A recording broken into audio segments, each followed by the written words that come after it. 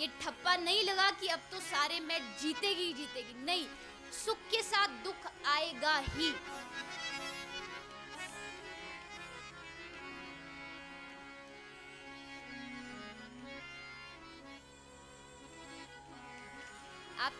आप किसी cinema hall में, थिएटर में मूवी देखने जाए, फिल्म देखने जाए, फिल्म में आपको कोई सीन बड़ा अच्छा लगा, आपको लगा कि काश ये सीन बार बार दोहराया जाए, बार बार दोहराया जाए। कोई सीन आपको बुरा लगा, आप सोचो कि ये तो फिल्म में रहे ही ना, हट जाए। ऐसा कभी नहीं हो सकता। क्यों? क्योंकि फिल्म पहले बन चुकी है, अभी तो सिर्फ आपको दिखाई जा रही है। बन तो वो पहले चुकी है, आप अभी सिर्फ उसको देख रहे हो। आपको भले ही कोई सीन कितना अच्छा लगे, वो बार बार नहीं दिखाया जाएगा, पूरी फिल्म ही दिखाई जाएगी। वैसे ही जीवन रूपी जो फिल्म है, कब दुख मिलना है, कब सुख मिलना है, कब धोखे मिलने हैं, कब अच्छाइयाँ मिलनी है, वो सब पहले लिखा जा चुका है। अब तो सिर्फ आप उस फिल्म को जी रहे हो।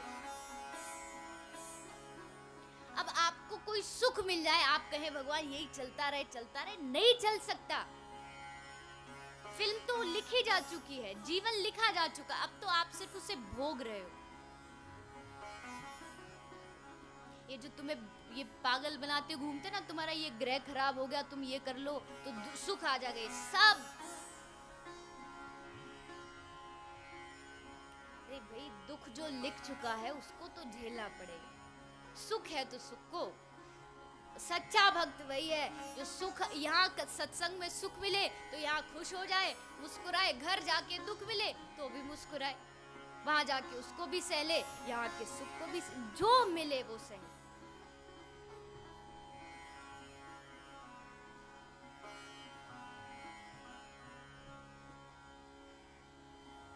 और हाँ, एक बात और, अब दुख क्या है, सुख क्या है, ये भी प्रश्न आता है। इसका निर्णय कौन करेगा? आप हम तो कर नहीं सकते, क्योंकि हमारे लिए जो दुख होता, हमारे लिए जो सुख माना जाता है, असल में तो वो सचमुच का दुख है, अगर देखा जाए तो सुख दुख क्या है ये निर्णय हम नहीं कर सकते, हमारी मति बड़ी छोटी है। सुख दुख का निर्णय सिर्फ और सिर्फ महान पुरुष, कोई पहुंचा हुआ संत ही कर सकता है।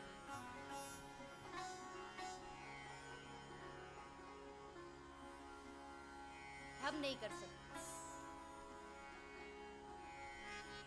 एक नास्तिक है, एक आस्तिक है। एक भगवान में आस्था नहीं रखता, एक आस्था रखता है। दोनों चल पड़े। नास्तिक बोला, क्या तू दिन भर घंटी बजाते रहता, छोड़िए भगवान को, चल मंदिर के सामने एक बड़ा सुंदर क्लब बना हुआ है, उसमें बड़ा सुंदर पब है, आराम से जाएंगे, 2-4 घूंट लगाएंगे और आराम से मौज करेंगे, छोड़िए सबको। वो बोला, नहीं नहीं भैया, तुझे जाना तो जा, मुझे मंदिर में आनंद आता है, मैं वहां जाऊंगा, तुझे जहां आता तू वहां जा। बोला ठीक है। वो अपने इधर की साइड में मद्रालय चला गया और वो इधर की साइड में अपने मंदिर चला गया। उसने खूब दर्शन किया, खूब कीर्तन किया, खूब नाचा, खूब गाया, उधर उसने खूब शराब पी, खूब गाने गाए, खूब मजे लिए। दोनों बाहर आए। जैसे बाहर आए, शराबी जो बाहर आया, बाहर निकलते ही एक गठरी में उसको सोने के सिक्के भरे मिले। शराबी को उसने तुरंत उठाए और जेब में रखे। आहा, आनंद आ गया। और जो आस्तिक था वो जैसे बाहर आया, मंदिर के बाहर निकलते एक बड़ी लंबी कील उसके पैर में चुभ गई, बड़ी जोर से खून बहने लगा। वो जो नास्तिक था बोला, ले कर ले भजन, ले ले फल, राम राम करने का, कृष्ण कृष्ण बोलने का। हो गया ना बर्बाद। पब मेरे साथ शराब मद्रालय चलता तो तुझे भी ये सोने के सिक्के मिलते, मुझे मिले, तुझे कुछ नहीं मिला। अब उस आस्तिक के पास जवाब देने के लिए कुछ नहीं था। क्या बोले, क्या कहे? बात भी सच है, उसको सोने की गठरी मिल गई, उसको क्या मिला? दुख के अलावा। चुप रहा। लेकिन जब एक दिन मृत्यु हुई, दोनों गए यमराज के पास। तब उस आस्तिक ने आज प्रश्न किया यमराज से, महाराज मेरी क्या गलती थी, इसने गलत काम किया, इसको इतना कुछ मिला, मैं अच्छे काम के लिए गया था, मुझे दुख मिला, क्यों? तब यमराज ने हंसते कहा, बेटा ये तूने अपनी बुद्धि के अनुसार देखा, अब मैं तुझे अपना लेखा जोखा दिखाता हूं। वो चित्रगुप्त जो अपनी रखता है ना वो डायरी, वो लेके आया, पढ़ इसको। लिखा था उसी दिन, उसी डेट, उसी समय वो जो शराबी मंत्रालय से आया, उस दिन वो उस दुनिया का सबसे बड़ा अमीर आदमी बनने जा रहा था, लेकिन उसके गलत कर्मों ने उसके सारे धन को सिर्फ छोटी सी पोटरी में बांध के दे दिया।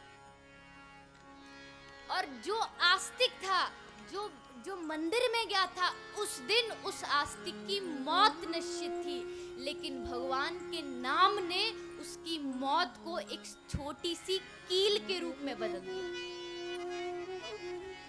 तब यमराज ने कहा, बेटा ये तूने अपने मति के हिसाब से सुख दुख लगाया, लेकिन असल में तो सुख दुख कुछ और था।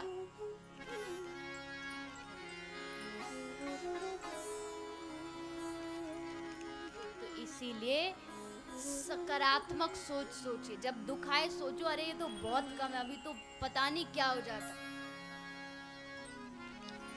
सी पॉजिटिव, वो सबके ब्लड ग्रुप होते हैं ना, ओ पॉजिटिव, बी पॉजिटिव, अब एक नया चलना चाहिए सी पॉजिटिव। आजकल का आदमी नकारात्मक बड़ा होगा, सुबह उठते उठते भी कुछ भी गलत काम होगा ना दिन में, क्या कहेगा, बोले सुबह सुबह लगता किसी गलत आदमी का चेहरा देख लिया। किसी का नहीं देखा, सुबह जग के तूने आईने में अपना ही चेहरा देखा था सबसे पहले।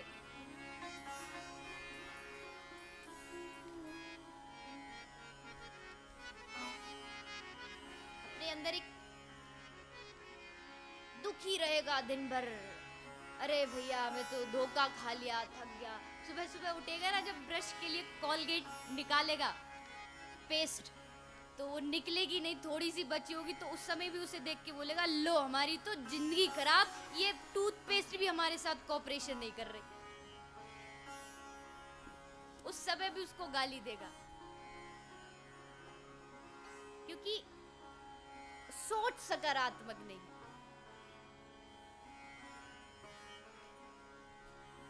भागवत हमारी मानसिकता को, मैंने कल भी बार बार कहा, हमारी मानसिकता को भागवत बदलती है, नजरिया बदलती है देखने का, सोचने का, समझने का।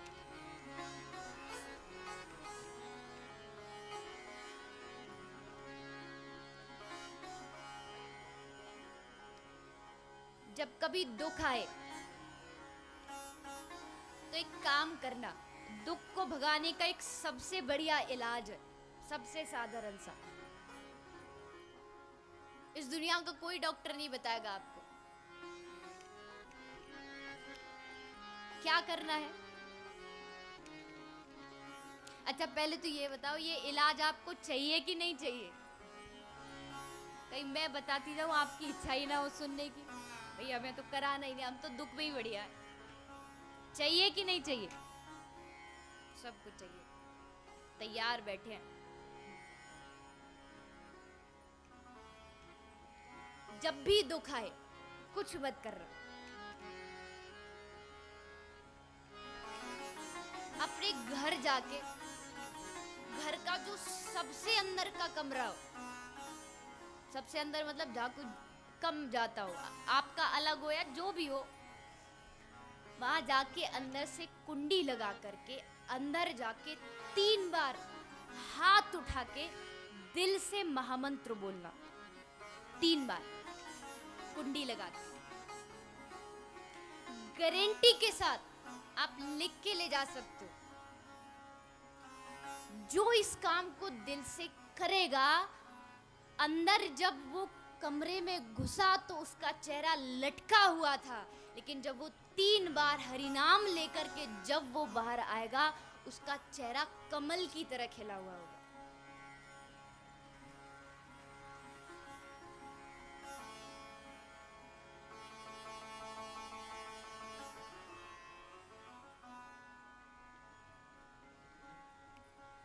चिंता करना, दुखी करना, अगर मैं आपसे कहूँ ना कि आप दुखी मत हो तो आपको ये दुनिया का सबसे बड़ा मजाक लगेगा। दुखी ना हो, ये भी कोई बात हुई, सबको दुख तो होता है, लेकिन अपने दुख का मैंने एक पुस्तक पढ़ी थी, रॉबिन शर्मा एक राइटर है, उनकी ये पुस्तक थी who will cry when you die, बड़ी उनकी ये प्रसिद्ध बुक है।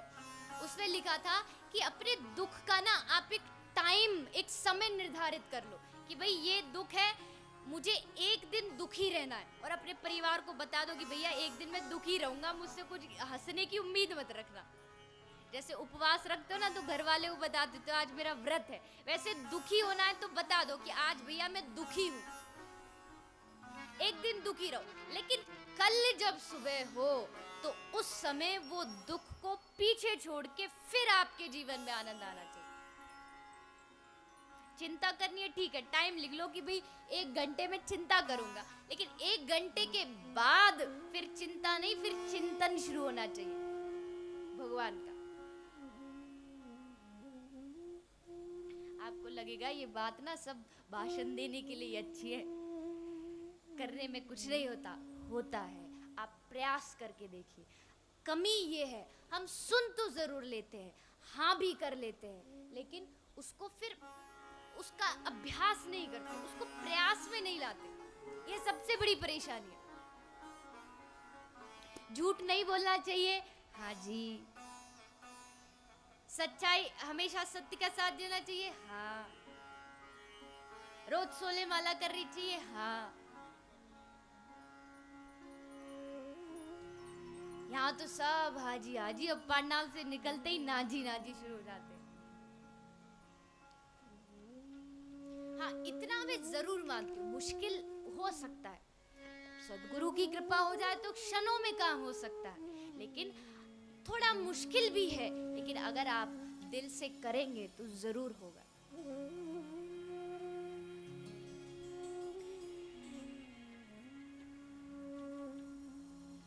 तो आज भगवान छोड़ के चले गए, पांडव प्रभु को याद करते हुए वन में गए, प्रभु की याद में अपने शरीर को त्यागा। इसके उपरांत भगवान श्री कृष्ण के जाने के बाद हस्तिनापुर के राजा हुए महाराज परीक्षित।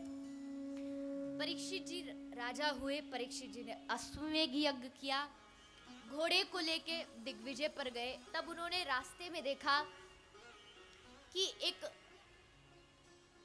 शूद्र था जो कलयुग था, भगवान कृष्ण के जाति कलयुग शुरू हो गया। वो शूद्र एक राजा का वेश बना के एक गौ माता को लात मार रहा था, अपमान कर रहा था, परेशान कष्ट दे रहा था। कलयुग की शुरुआत से ही कलयुग ने अपना असलियत दिखाना शुरू कर दिया। वो तो कलयुग की शुरुआत में महाराज परीक्षित जैसे राजा थे जिन्होंने उठ करके उस गौ अपमान का विरोध किया।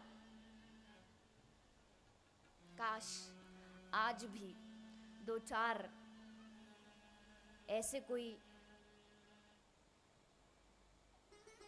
राजनेता आगे आ जाए जो खुद ये कहे कि हाँ हमें गौ माता की रक्षा करनी है, जिसकी आज बहुत कमी है। अरे अब क्या बताएं, रक्षा तो छोड़ो, शर्म आती है इस बात को भी सोचते हुए। भारत की सरकार ये कहती है कि गौ माता का मांस खाने से पोषण बढ़ता है, स्वस्थ अच्छा होता, आप फिट रहोगे, आप अच्छे रहोगे। ये इस देश का एक राजा, देश का एक नेता इस बात को कहता है।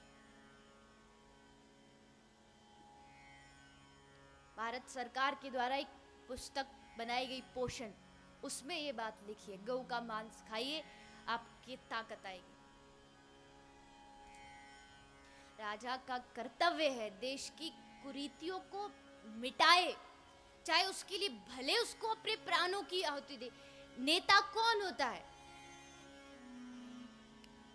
जो प्रजा के लिए हमेशा आगे रहे, सबके लिए, प्रजा के लिए जो नियम है वो भी उसके लिए रहे, और जहां भी उसको समाज में कोई गलती दिखे वहां आगे बढ़े।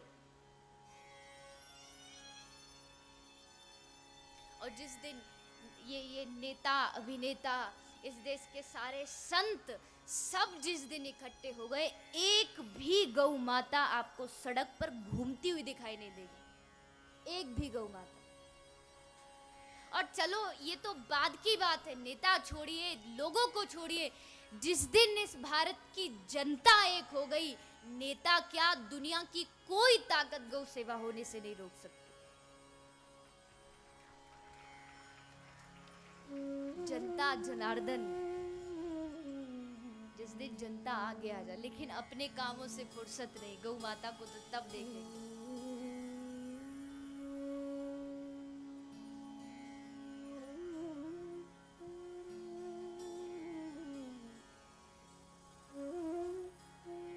हर एक आदमी, मैं देखिए ये नहीं कहती कि आप एक बहुत बड़े स्तर से गौ माता की सेवा करो, शायद आपके लिए ना हो, मैं कहूँ कि आप एक गौशाला खोलो, नहीं, आप वो ना कर सके, जिसका सामर्थ्य है वो कर सकता है, जिसका नहीं है वो नहीं कर सकता, तो ठीक है, ज्यादा नहीं कर सकते, एक गौ माता अपने घर में रखो, जहाँ गौ माता भूखी दिखे वहां भोजन खिलाओ, जितना आपका सामर्थ्य शुरू तो कीजिए।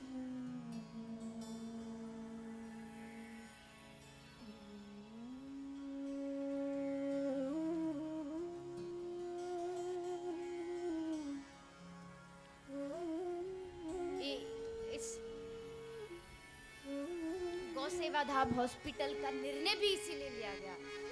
आप ब्रज में भी, ब्रज को तो भगवान का घर कहा गया है, और भगवान को सबसे ज्यादा अगर प्रिय थी तो वो गौ माता थी, यानी हमारे इष्ट कौन, भगवान कृष्ण, और भगवान कृष्ण की इष्ट कौन, गौ माता, तो परम इष्ट है। अब कृष्ण की आरती करे जा रहे हो, पूजा करे जा रहे हो, गौ माता भूखी दर बदर सड़कों पर कूड़ा खाती हुई घूम रही है।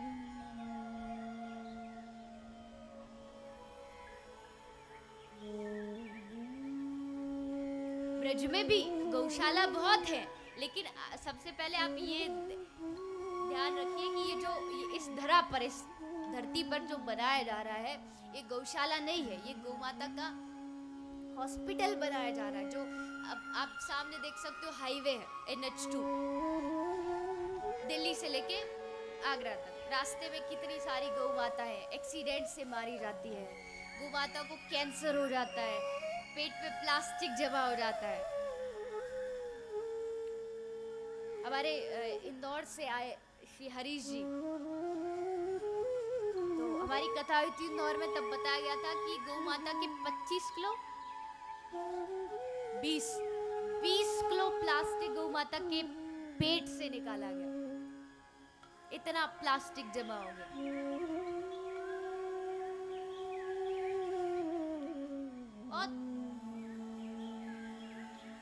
और हाँ, ये जरूर है, जिस दिन आपने गौ माता की रक्षा शुरू कर दी, गौ माता आपकी रक्षा करने से कभी पीछे नहीं हटेगी, कभी नहीं।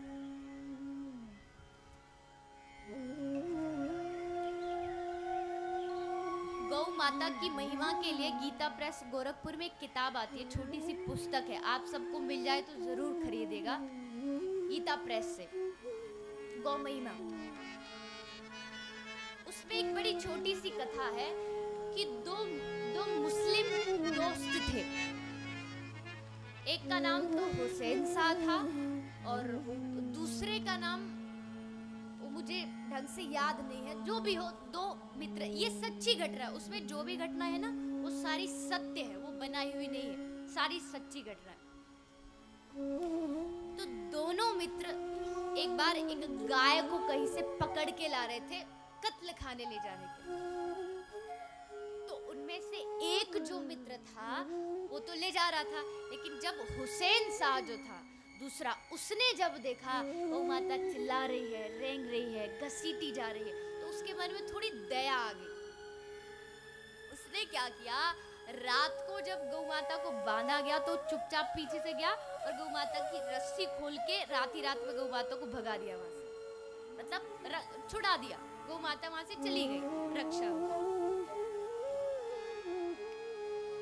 अब वो जो गौ माता जा रही थी ना कत्ल खाने में, वो जा रही थी ब्रिटिश के, जो उस समय ब्रिटिश लोगों का शासन था, उनके कोई समारोह था, उसमें बीफ पार्टी रखी गई थी। बीफ कहते हैं गोमांस को।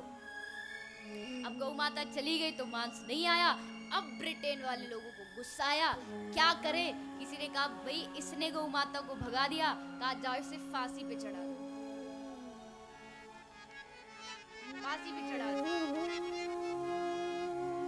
वो बेचारा कांप रहा था, उसने तो कोई गलती भी नहीं की, कैसे क्या करे, कैसे समझाए कि मैंने तो उनकी रक्षा की थी। लेकिन जब वो व्यक्ति को ले जाया गया फांसी पर चढ़ाने के लिए, उसका गर्दन पर वो काला कपड़ा बांधा, खड़ा किया, वो जो फांसी लगाने वाला आया उसने वो पकड़ा, खींचा, जैसे खींचा वो लटक तो गया लेकिन मरा नहीं। उसका मुख खोला तो देखा कि वो तो जिंदा था। अब तो सब घबराए, बोले दोबारा चढ़ाओ। तुरंत उसे वहां खड़ा किया, फिर से खींचा, लटक गया, फिर मुख हटाया, कपड़ा हटाया, तब भी जिंदा था। तो सब अचंभे में पड़ गए। जब वो बच गया तो किसी ने पूछा कि भैया तू कैसे बचा। तब उसने हंसते हुए कहा भैया मुझे नहीं पता, जब मैं मरने जा रहा था तो मैंने कहा था माँ मैंने तेरी रक्षा की, अब माँ तू अपने बालक की रक्षा कर। जैसे पट्टा हटा मुझे लगा कि कोई आके मेरे नीचे खड़ा हो गया। मुझे पक्का यकीन है वो कोई और नहीं, वो वही गौ माता थी। फिर वो जो जल्लाद था उसको फांसी दी गई, क्योंकि ये संविधान में रूल है, अगर एक बार फांसी लगाई जाए और वो आदमी बच जाए तो आप दोबारा नहीं लगा सकते। उसने लगाई, उसी को उल्टा फांसी पे चढ़ा दिया। गौ सेवा है प्रभु की सेवा, गौ सेवा है प्रभु की सेवा, ये ईश्वर की सेवा है। गौ सेवा है प्रभु की सेवा, ये ईश्वर की सेवा है। 33 कोटि देव बसे हैं, 33 कोटि देव बसे हैं, कल्पतरू की मेवा है, कल्पतरू की मेवा है। गौ सेवा है प्रभु की सेवा, गौ सेवा है प्रभु की सेवा, ये ईश्वर की सेवा है। 33 कोटि देव बसे हैं, 33 कोटि देव बसे हैं, कल्पतरू की मेवा है।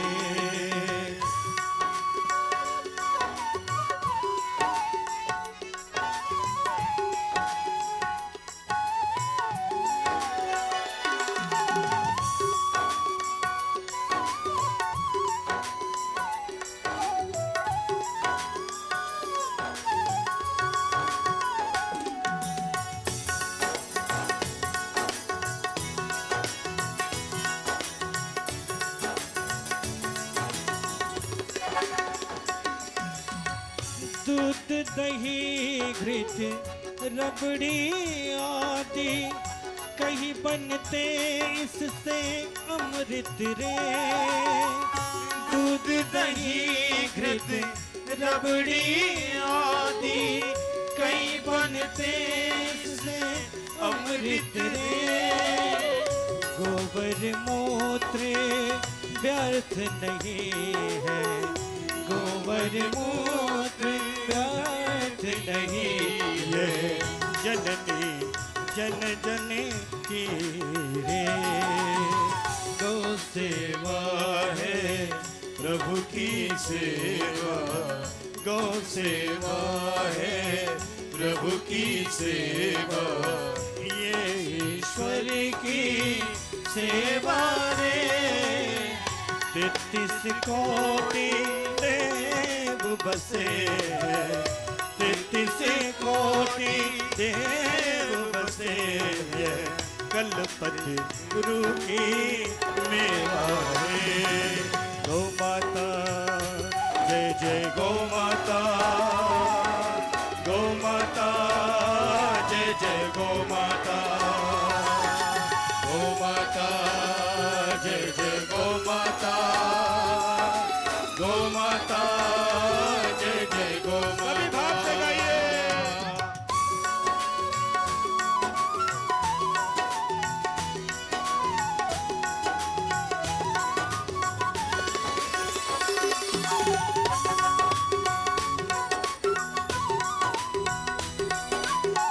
बोल गौ माता की जय हो।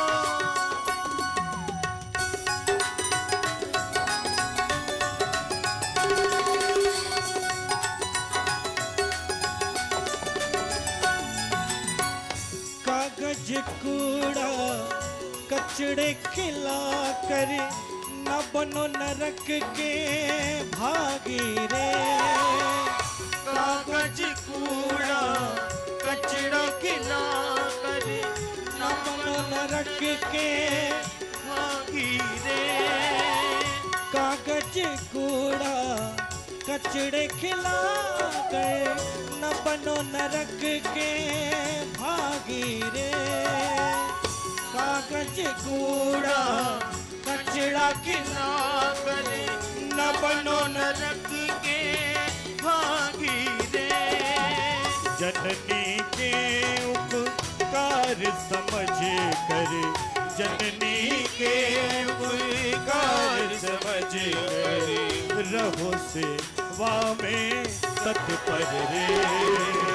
गौ सेवा है प्रभु की सेवा ये ईश्वर की सेवा है। 33 कोटि देव बसे, 33 कोटि देव बसे, यह कल्पतरु की मेवा है। गौ माता जय जय गौ माता, गौ माता जय जय गौ माता, गौ माता जय जय गौ माता, गौ माता जय जय गौ माता।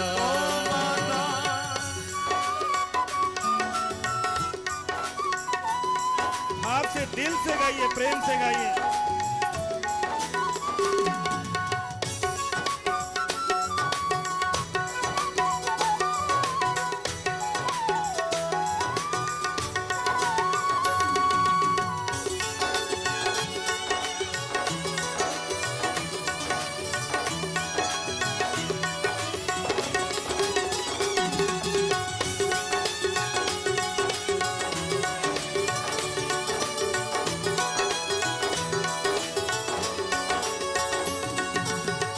गोबर में लक्ष्मी, मूत्र में गंगा, पावन इसके अंग अंग रे। गोबर में लक्ष्मी, मूत्र में गंगा, पावन इसके अंग अंग रे। गोबर में लक्ष्मी, मूत्र में गंगा, पावन इसके अंग अंग रे।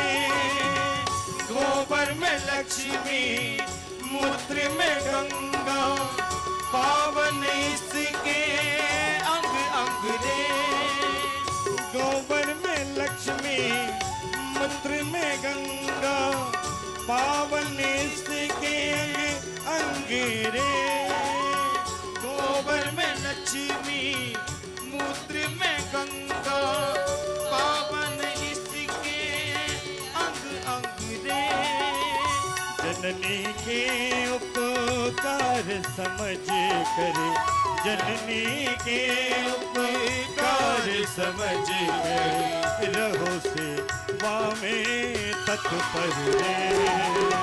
गौ सेवा है प्रभु की सेवा, ये ईश्वर की सेवा।